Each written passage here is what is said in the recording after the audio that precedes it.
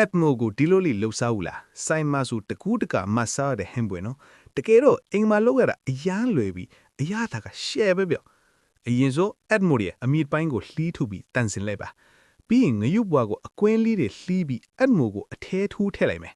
ဒီဟင်းရဲ့လှိဝက်ချက်ကတော့အခုဖြော်မဲ့ sauce ကြီးပါပဲအဆုံးထိချိပဲဦးနော်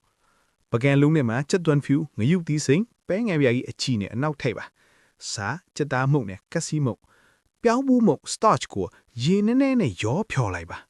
အိုးထဲမှာစီးပူလာရင်အစာသွတ်ထိုင်ငရုပ်ဘွားတွေကိုအစီအီးထည့်ကြောမယ်ငရုပ်ဘွားခွန်လေးတွေအနှဲငယ်နွမ်းပြီးတူးလာပြီဆိုရင်တော့ဆော့ဆော့က sauce လောင်းထည့်လိုက်ပါမီးပြင်းပြင်းနဲ့တီးလိုက်ရင် sauce စီကဖြစ်ဖြစ်လေးနဲ့အရသာအားလုံးတွေစိမ့်ဝင်သွားမှာပါကြည့်ပါဦးအယောင်အစင်းရောအနံ့ရောကတကယ်ကိုစားရင်စပွဲပါပဲ